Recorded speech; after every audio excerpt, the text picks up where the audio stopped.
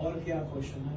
Sir mostly client का ये रहता है कि जैसे अगर किसी को पाइल्स है, फिशर वगैरह है, तो उनका ये होता है कि अगर ये प्रेशर्स हो रहा है, पहले तो हम उन्हें समझा देंगे कि नहीं ये ग्रेविटी के थ्रू आता है, वाटर फोर्स के थ्रू, तो उनका ये रहता है कि वापस से कुछ ऐसी चीजें बढ़ तो नहीं जाती है इसके बाद। देखिए, फिशर, पाइल्स या ऐसी कोई भी प्रॉब्लम के साथ जो एक्टिवली चल रही है, हम होलन हाइड्रोथेरेपी देते ही नहीं। नंबर 1 हम तभी देते हैं जब फिशर, पाइल्स की या तो वो सर्जरी करा चुके हैं या वो 100% जो है हील हो चुका है।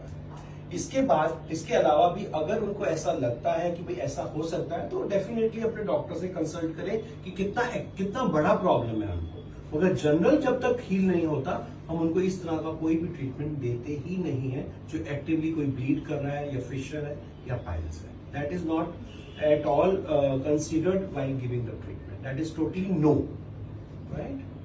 So client want to know like कि वो सिर्फ बिग इंटेस्टाइन ही क्लीन करेगा कि स्मॉल इंटेस्टाइन भी क्लीन करेगा? देखिए, जो ये है 100% डेफिनेटली लार्ज इंटेस्टाइन को ही क्लीन करता है, उसके अलावा ये कोई भी ऑर्गन को छूता नहीं है।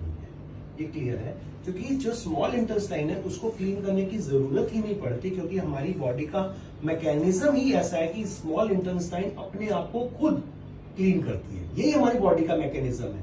आप कुछ भी खाना खाते हो, उसके 90 मिनट्स के बाद स्मॉल इंटेस्टाइन अपने आप को खुद साफ करके एकदम क्लीन कांच के जैसा कर देती है। कितना ब्यूटीफुल सिस्टम है हमारी बॉडी का। Yes Krishna, any other?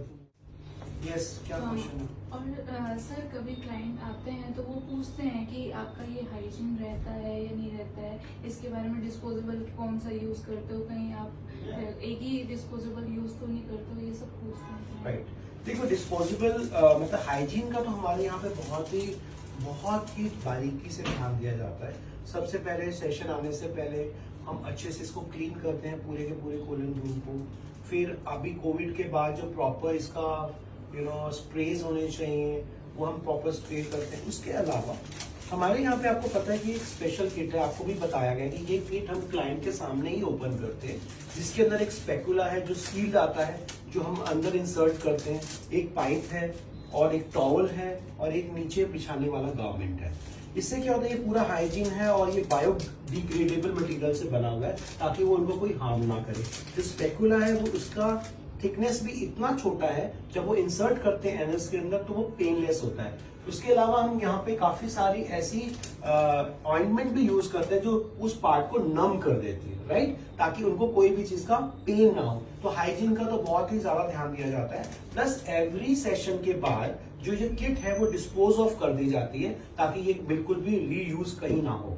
हमारे यहाँ ने कोई भी इसको रीयूज ना करे, क्योंकि हम ये एक जिम्मेवार ऑर्गेनाइजेशन है ब्लिस, जो जानता है कि क्लाइंट की हाइजीन हेल्थ कितनी इंपॉर्टेंट है और उसकी नेचुरल हेल्थ के साथ साथ। तो हाइजीन हम 100% मेंटेन करते हैं। और आप सब लोगों को भी स्टैंडिंग इंफॉर्मेशन है, कभी कभी ऐसा भी होता है कि कोई पाइप जो है, कोई स्पेकुला है, ब्लॉक्ड हो जाता है, तो आपने तब भी देखा होगा हम इमीडिएटली वो रीयूज नहीं करते, उसको कभी वॉश नहीं करते उसी क्लाइंट के लिए भी जिसका स्पेकुला हमने यूज किया, बल्कि हम न्यू ब्रांड न्यू स्पेकुला ही निकालते हैं। तो हमें आगे भी यही ध्यान रखना है, राइट?